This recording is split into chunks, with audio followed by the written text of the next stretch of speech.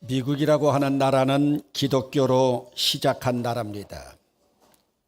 바로 그 기독교도들이 청교도들이었기 때문입니다. 청교도들은 신앙의 자유를 찾아서 영국에서 미국으로 이주해온 철저한 칼빈주의자들이었습니다. 그러기에 그들의 도덕과 윤리적인 삶, 어느 시대보다도 철저했습니다. 미국이 독립하기 전 뉴 잉글랜드의 중심은 보스턴이었습니다. 17세기 보스턴의 청교도 사회를 묘사하면서 미국 문학의 기초를 이룬 작품 가운데 나다니엘 호돈이 쓴 스카렛 레터라고 하는 주홍 글씨라고 하는 소설이 있습니다. 그 내용을 소개해 보겠습니다. 뉴 잉글랜드의 보스턴 시가지 형무소에서 멀지 않은 곳에 교수대가 서 있습니다. 그 교수대 위에 한 여인이 서 있습니다.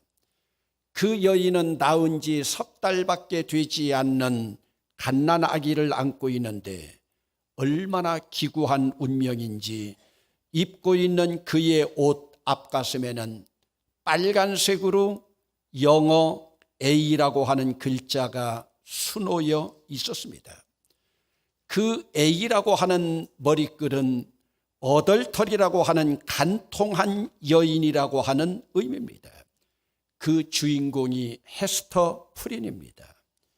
이 여인의 남편은 지금 네덜란드 암스테르담에서 남아있는 남편인데 아내인 이 여인만 먼저 뉴 잉글랜드에 도착했습니다. 남편이 없는 상태에서 헤스터는 지금 가슴에 안고 있는 딸을 낳았습니다. 남편 없는 동안에 낳았기 때문에 틀림없이 불륜으로 낳은 아이였습니다. 때문에 청교도들은 헤스터를 간통죄를 범한 자로 규정해서 교수대에 세우고 그 아이의 애비가 누구냐고 그들은 자백하라고 강요합니다. 그러나 그녀는 말이 없습니다. 모진 순환과 고통을 당하면서 그 여인은 움막집에 살면서 삭바느질로 생계를 유지하면서 자기 몸을 다 바쳐서 더 불우하고 가난한 이웃을 도와갑니다. 어린 딸이 자라가는 모습이 귀엽기는 하지만 어미인 이 여인에게는 어린 것이 자랄수록 죄의 징표처럼 괴로움만 더해가고 있었습니다.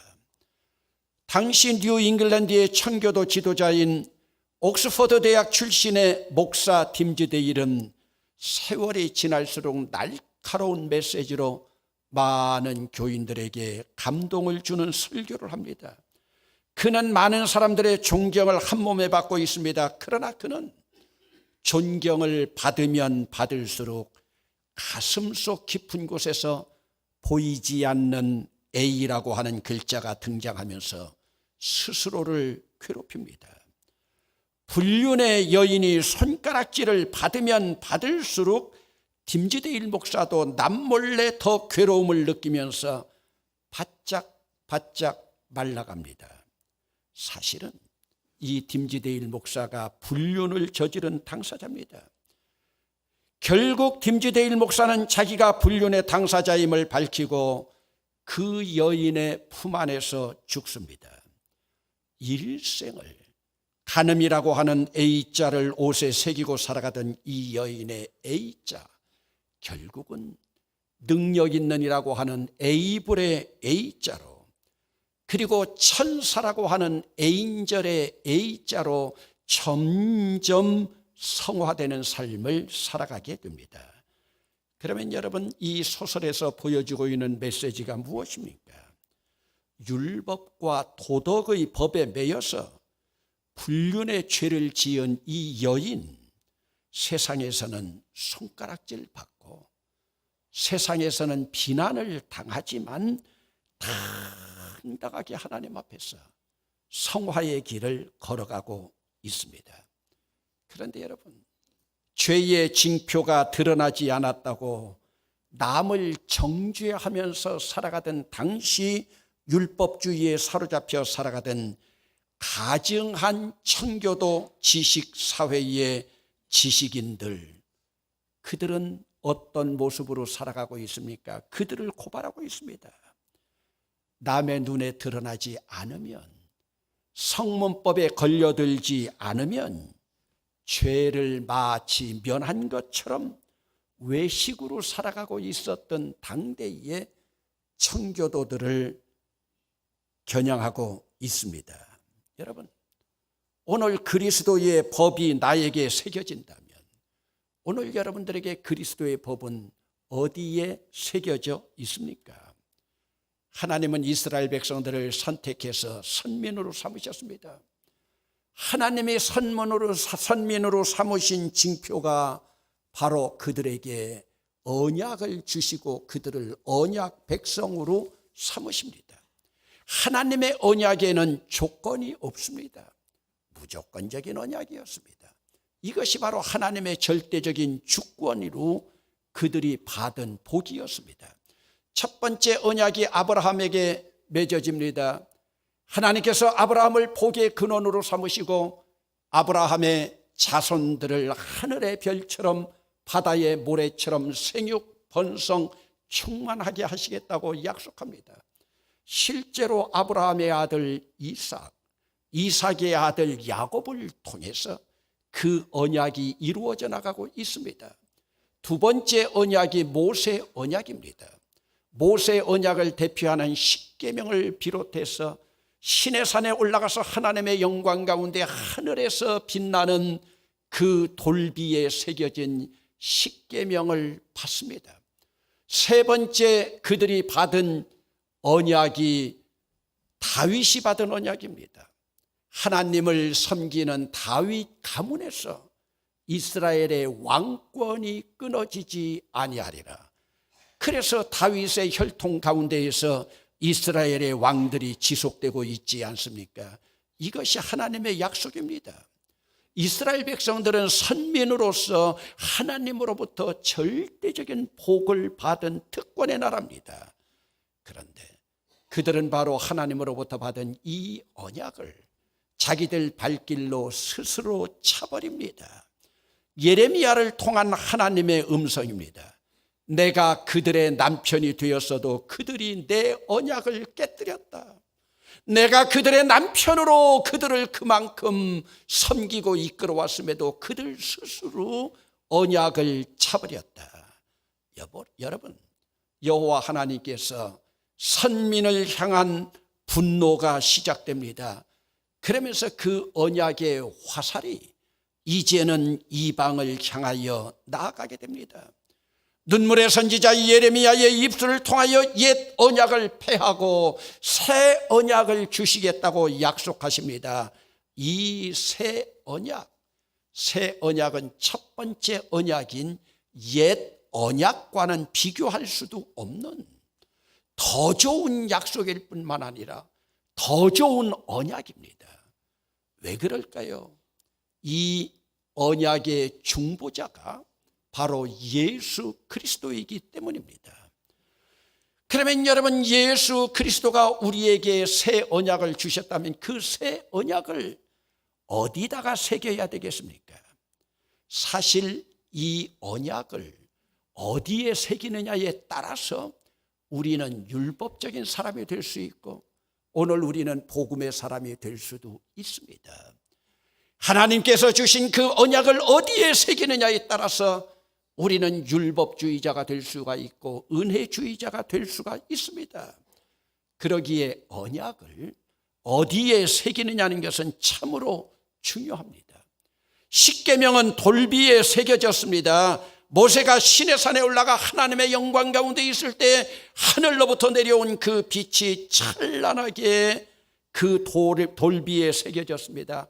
얼마나 기념비적이겠습니까? 오늘 여러분들에게도 이러한 기념비적인 새김이 있습니까? 옛날 제가 시골에 살 동안에 그 시골에서 가장 부잣집에 마을 사람들이 모두가 부러워하는 기념비적인 것이 하나 있었습니다. 그것은 그 집 대문 앞에 있는 대리석으로 만든, 그러면서 금으로 조각된 그 집의 명패였습니다.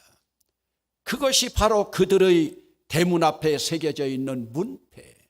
그래서 마을 사람들은 지나다니면서 그 문패 하나를 보면서 얼마나 부러워했는지 모릅니다. 이러한 기념비가 저에겐 없을까 생각을 해보니까 저에게도 하나가 있습니다. 그것은 제 인감도장이 청옥에 새겨져 있습니다. 청옥에 새겨져 있는 제 이름 석자 얼마나 멋진 한자체인지 모릅니다. 그것도 그 나름으로 품위가 있습니다. 여러분, 어떤 경건한 목사나 어떤 장로님들은 신사복을 입을 때마다 신사복 오른쪽 위에 십자가 배지를 달고 다니는 모습을 봅니다. 참 경건한 표징인 것 같습니다. 어떤 여인들은 목에다가 십자가를 걸고 다닙니다. 어떤 성직자들은 교회 밖을 나갈 때마다 십자가 목걸이 모형을 메고 다니고, 또 어떤 사람들은 그 예복을 입기도 합니다. 사람에 따라서 취향은 다를 수 있습니다. 그러나 오늘 우리의 눈에 띄는 치장이나 장식으로 십자가 배지나 아니면 십자가 목걸이를 목에다 걸어야만 그것이 진정한 기독교적인 표식인가? 우리 총회에 올라가면 총회하는 날 우리 교단 배지를 나누어 줍니다. 그런데 저는 그 배지를 한 번도 달아본 적이 없습니다. 여러분, 예수 믿는다면 예수 믿는 표징이 필요하지 교단 배지가 무슨 소용이 있겠습니까? 과연 하나님이 그것을 기뻐하실까? 한번 생각해 볼 문제입니다. 여러분, 가톨릭에서는 성직자들의 복장이 계급에 따라서 다릅니다. 장식도 다르고 색깔도 다릅니다. 그들이 쓰고 있는, 그들은 뭐라고 말하는지는 모르지만 모자, 교황이 쓰고 있는 수십억의 보석이 박혀있는 그 모자로부터 추기경, 대주교, 본당신부, 주임신부, 사제로 내려오는 그 모형과 형태가 각각 다르게 권위를 나타냅니다. 여러분, 그러한 권위에 맞게 또 위상에 맞기도 하고 멋이 있기도 합니다. 그런데 여러분, 우리 개신교 목사들의 복장은 자유롭습니다. 개신교 목사의 복장에는 어떤 장식도 없습니다. 전통적으로는 검정 가운일 뿐입니다. 장식 없는 복장이 밋밋할 수도 있습니다. 그러나 종교개혁자들은 형식에 매여서 복음이나 하나님의 말씀에 저해되는 복장은 모두 무시했습니다. 하나님의 말씀과 복음이 드러나야지 찬란한 보석이 다른 데서 드러나서는 되지 않는다는 겁니다. 그러다가 보니 어떤 목사들은 목사 가운이 밋밋하니까 박사 가운을 입고 설교하기도 합니다. 박사 가운에는 목사 가운에 없는 장식이 몇 가지가 있거든요. 그렇다면 여러분, 예수님이 지금 우리에게 오신다면 예수님은 어떤 복장을 하고 머리에 무엇을 쓰고 오시겠습니까? 아마도 예수님이 오신다면 남루한 망토 옷을 입고 가시관을 쓰고 피 흘리면서 오지 않으시겠습니까? 그러면 여러분, 가시관을 쓰시고 오실 주님이 오늘 우리에게 간절히 원하는 주님의 법이 무엇이겠습니까? 우리 주님이 원하시는 바는 돌비에 새겨진 십계명을 비롯한 성문법에 목숨 걸지 말라는 것이 주님의 뜻입니다. 우리 주님이 원하시는 바는 율법 전서의 법조문에 목숨 걸지 말고 법을 집행하여 그 법을 구형하는 검사들 무서워하지 말고 법에 따라서 판사들이 무기징역이나 사형이다 선고하는 그들 두려워하지 말라는 뜻입니다. 율법전서를 비롯한 성문법이 없어도 죄인을 심리하는 검사가 없고 죄인을 판결하는 판사가 없어도, 심지어는 오늘 우리 사회에서 우리를 구속하는 법이 없어도 살아갈 수 있는 그런 사람이 되기를 우리 주님은 원하고 계십니다. 그러면 여러분, 하나님은 법이 없어도 된다는 말씀입니까? 여러분, 그렇습니다. 우리가 가지고 있는 법전이라고 하고 있는, 우리가 가장 소중히 여기는 성경 소중히 여기지만, 하나님은 십계명을 비롯한 구약의 모든 법 없어도 된다는 말씀입니다. 심지어는 신약 성경 없어도 됩니다. 오직 예수님 오신 이후에는 예수님의 법, 그리스도의 법, 십자가의 법만 가지고 살아가기를 우리 주님이 원하시기 때문입니다. 여러분, 그러면 옛 언약과 새 언약의 차이가 있습니까? 차이가 분명히 있습니다. 옛 언약인 십계명에 보면 인간을 향하여 짓는 죄 가운데 가장 큰 죄가 살인하지 말라. 하나님이 인간의 생명을 고귀하게 여겨서 살인하지 말라고 하는 주님의 생명의 법입니다. 그러면 새 언약의 법에서는 우리 주님이 이것을 어떻게 해석하고 있습니까? 자기 형제나 자매에게 화내는 사람, 분노하는 사람, 성내는 사람이나 자기 형제에게 얼간이다, 바보라고 욕하는 사람도 살인죄라고 해석하고 있습니다. 그래서 그들이 지옥불에 던져진다고 말씀하고 있습니다. 그러기에 우리 주님은 예물을 제단에 드리려다가 내 형제에게 원망 들을 만한 일이 생각나거든 예배 드리지 말고, 예물 드리지 말고 먼저 가서 형제와 화목하고 와서 예물 드리라고 말씀하고 있습니다. 여러분, 명절을 지난 명절 끝에 무언가 좀 찔리는 것이 없습니까? 우리가 살인죄인이 아니라고요. 옛 언약의 법으로는 살인죄인 아닐 수 있지만 예수님의 해석의 새 언약으로는 우리는 이미 살인죄인들입니다. 십계명 조항에 간음하지 말라는 옛 언약이 있습니다. 그러면 여러분, 이것을 새 언약에서 우리 주님이 어떻게 해석하셨을까요? 여자를 보고 음욕을 품은 자는 이미 간음을 한 사람이다. 그러기에 우리 주님은 우리의 행위보다도 우리의 마음, 카르디아, 이 카르디아가 어디에 있느냐가 중요합니다. 그래서 주님이 말씀하십니다. 내 오른눈이 너로 하여금 죄를 짓게 하거든 오른눈 빼버려라. 신체의 한 부분을 잃고 네 온몸이 지옥불에 던져지는 것보다 낫다고 말씀하고 있습니다. 그러면 주님께서 주시는 새 언약, 그리스도 법의 핵심이 무엇입니까? 여러분, 오늘 내가 실정법에 따라서 감옥에 가지 않고 법망에 걸려들지 않고 재판에 회부되지 않고 판결받지 않았다고 하나님 앞에 당당하다고 생각하지 말라는 말씀입니다. 여러분, 하나님의 법은 내 양심의 법, 내 마음의 법, 내 생각의 법에서 자유로울 때 진정한 그리스도의 법이 성취되는 겁니다.